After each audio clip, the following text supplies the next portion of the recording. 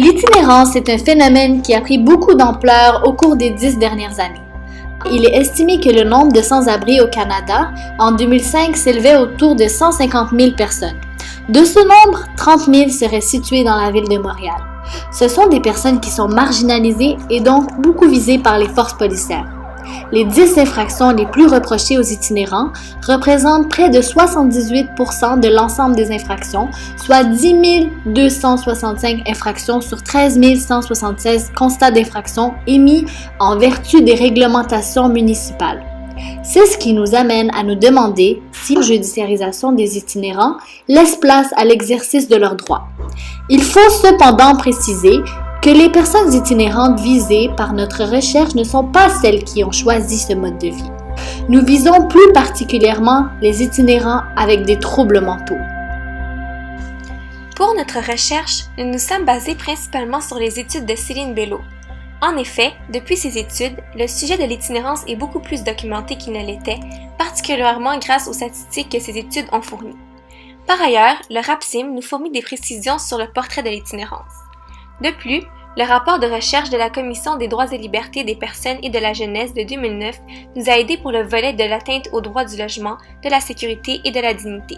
Finalement, nous nous sommes basés sur le mémoire du Barreau du Québec sur l'itinérance. Il est difficile pour nous et tout chercheur d'avoir un dénombrement précis en raison de la nature même du phénomène d'itinérance.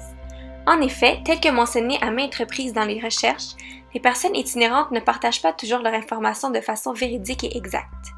De plus, ce sont des personnes qui sont marginalisées de par la précarité de leur statut et de par leur déviation vis-à-vis de la société. Aussi, il existe sur le sujet une abondance de documentation et des statistiques dont le résultat diffère en raison des facteurs précédents. Notre recherche porte principalement sur les infractions au règlement municipal de la Ville de Montréal.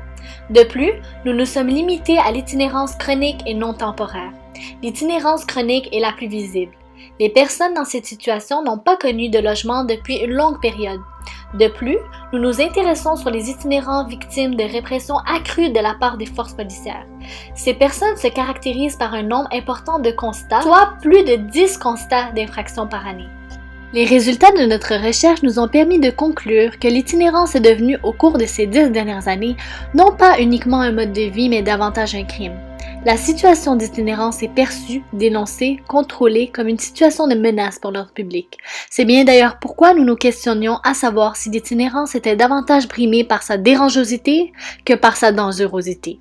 Il est généralement reconnu que les itinérants font partie des personnes les plus démunies et les plus vulnérables de notre société.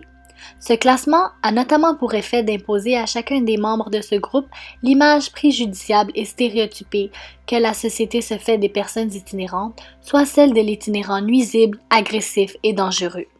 En ce sens, la judiciarisation des personnes itinérantes pour troubles à l'ordre public renforce alors ces préjugés. Les itinérants représentent une population vulnérable et diversifiée qui peine à faire valoir leurs droits, notamment à cause de la désorganisation des itinérants, soit la perte de toute carte d'identité affectant leur accès aux biens et services, dont notamment l'accès aux institutions hospitalières et financières. Aussi, il y a le fait que l'accès aux services juridiques est limité dû à la méconnaissance de ces services, à la difficulté de compréhension des termes juridiques et de leur méfiance face au système.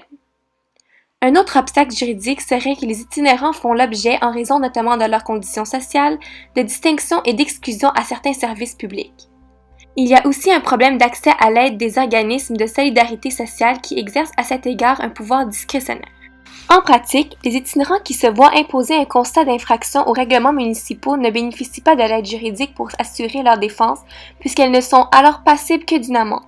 Ce n'est que des années plus tard, lorsqu'elles sont susceptibles d'être emprisonnées pour non-paiement d'amende, qu'elles peuvent bénéficier de l'aide juridique. Il est souvent beaucoup trop tard pour intervenir à ce moment-là. Lorsqu'un itinérant reçoit un constat, généralement il va soit l'ignorer, le jeter ou bien le perdre. Son dossier sera alors réputé prendre la voie du plaidoyer de non-culpabilité. Sans aucun avis, son dossier fait alors l'objet d'un jugement par défaut. Le dossier est ensuite rendu à l'étape d'exécution du jugement. Si tous les éléments constitutifs de l'infraction sont présents, les procureurs mènent le dossier devant la cour où les juges prononcent la culpabilité. Une fois le constat d'infraction émis, il n'existe malheureusement pas vraiment de pouvoir discrétionnaire. Bien que les juges se sentent concernés par la problématique des itinérants et essaient de trouver des aménagements et des solutions, le pouvoir des juges à l'égard de ces personnes vulnérables se limite seulement à celui qui leur est conféré. Contrairement aux juges, ce sont les forces policières qui ont ce pouvoir discrétionnaire d'épargner l'itinérant ou de lui émettre un constat. Divers droits fondamentaux sont brimés par la judiciarisation des personnes itinérantes. Entre autres, le droit au logement est en jeu.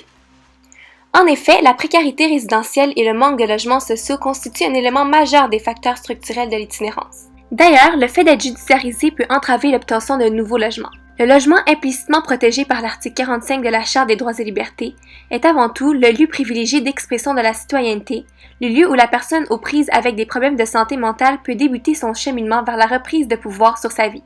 Les sans-abri sont clairement démunis du droit du logement.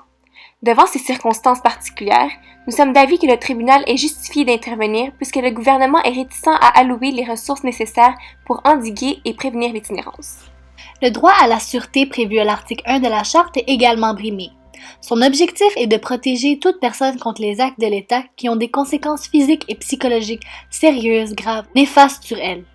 La sécurité de la personne doit inclure un droit au traitement médical d'un état dangereux pour la vie ou la santé sans menace de répression pénale. En forçant une personne dont la vie ou la santé est en danger de choisir entre, d'une part, la perpétration d'un crime pour obtenir un traitement médical efficace en temps opportun et d'autre part un traitement inadéquat ou pas de traitement du tout, le droit à la sécurité de la personne est violé. Aussi, le manque de sommeil peut avoir de graves conséquences sur la santé des personnes itinérantes. Si le fait de se loger dans des endroits publics comme les parcs le soir consiste en une infraction punissable par amende, on conclut qu'il s'agit d'une atteinte au droit à la sûreté et au respect de l'intégrité des sans-abri garantis par l'article 1, puisqu'ils n'ont pas de place où dormir sans avoir un risque d'être punis. S'inspirant des tribunaux mis en place ailleurs au Canada, notamment du Mental Health Court à Toronto, une solution alternative à la judiciarisation a été mise en place, soit le programme d'accompagnement justice santé mentale à Montréal. Puisqu'on estime qu'entre 30 et 50% des itinérants auraient des problèmes de santé mentale, ce programme a été mis en place à la Cour municipale de Montréal afin d'offrir des services de santé adaptés à la condition des contrevenants présentant des problèmes de santé mentale pour proposer des alternatives à l'emprisonnement. Ainsi, l'itinérant aurait un choix, soit de subir l'incarcération, soit d'accepter un encadrement par un intervenant et de coopérer pour l'amélioration de sa santé, ce qui pourra éventuellement retirer toute accusation émise contre lui. Notre recherche nous a permis d'établir que ce choix donné à la personne itinérante n'est pas vraiment un vrai choix. C'est-à-dire que si l'itinérant ne suit pas les interventions médicales, il retombera alors dans le tribunal régulier et va suivre le cours normal du processus judiciaire. L'itinérant doit consentir aux soins médicaux au risque de se retrouver en prison. Ce consentement aux soins que l'on peut qualifier de viciés porte atteinte au droit à la liberté garanti par la Charte canadienne qui est intimement lié au concept crucial de dignité humaine. Ce dernier donnerait le droit de prendre des décisions personnelles fondamentales sans l'intervention de l'État. À la lumière de nos recherches, le droit à la dignité qui devrait conférer à l'individu une marge d'autonomie dans la prise de décision d'importance fondamentale pour sa personne n'est pas respecté lorsqu'on impose à l'itinérant un choix préconçu entre l'incarcération ou l'intervention médicale.